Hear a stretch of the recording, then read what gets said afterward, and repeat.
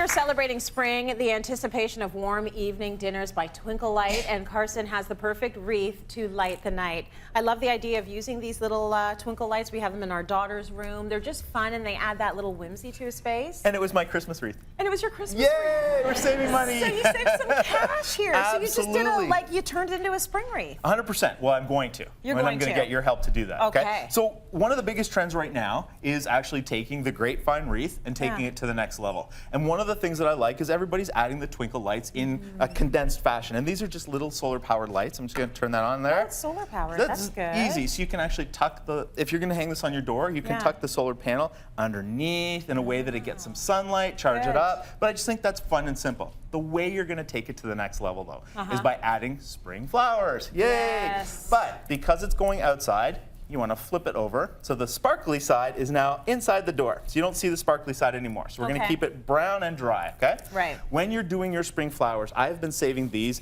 every single time I give roses or I get roses, I save these little covers, okay? Yes. These little covers are fantastic for the stems. If you're going to put blooms outside, you need these. Yeah. This is what's going to save your flowers, okay? So I'm going to just do it with a couple of simple freesia here. So you couldn't just cheap out and use faux ones?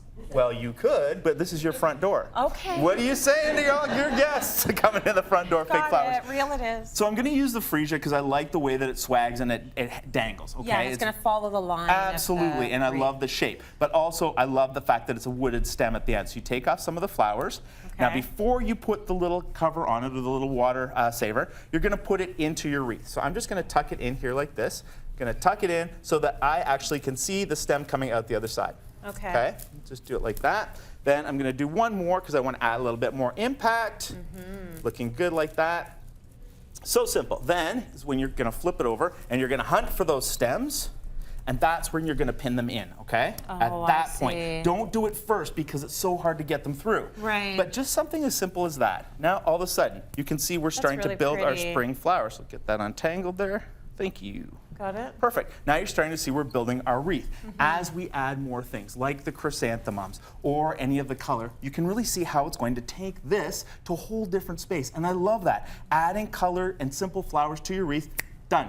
And you could also just do that little area rather than putting it all around, you know? That's a beautiful. So you can do this with the wreath and the Christmas flowers. 5 little blooms that I purchased, $10. Good. Simple savings. Yeah, that's a good. I have another one. Yeah, I have another one that I want to talk about. Okay. A lot of people are out in the garden center or in the garden pruning branches. Great time of year to do it. And a lot of the branches have little buds on them, and these make beautiful arrangements. Okay. The key though is you have to hammer the bottom. I'm going to just do this really gently. You're just going to hammer the bottom like that, just to break up the fibers. Okay. What happens when you break up the fibers in that? It absorbs water more into the actual branch. You may actually get buds on this, which is fantastic. Now, going to be big caution here, okay? These pussy willows, I'm going to pull them up, bring them into the table here. Yeah. These pussy willows are evil.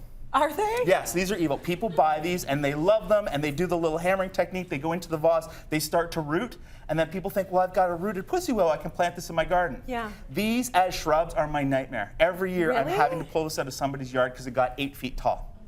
These take over. Do not be confused that they're sweet little innocent plants. So if you're going to use them in your flower arrangements, gorgeous. I love the way they look with some loose strife. Like, that's fantastic. Do not plant these in your garden, please. They'll take over. They will take over. Oh, that's good to know. Yeah, absolutely. I didn't realize it was one of those plants. I've got what a predator you are. Right. Got one more that I want to show. I'm going to spin this around a little bit. This is just a simple branch. We got it from the beach. Hanging simple ornaments. Tracy, you want to help me decorate? Sure. We're going to hang little ornaments on it. These are little felted mushrooms.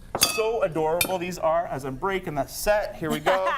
But just hang these on it. You can add a little pop of color, a little pop of whimsy. Yeah. This makes it so simple. And guess what? What? It's going to last all season long until you switch it out with the next one.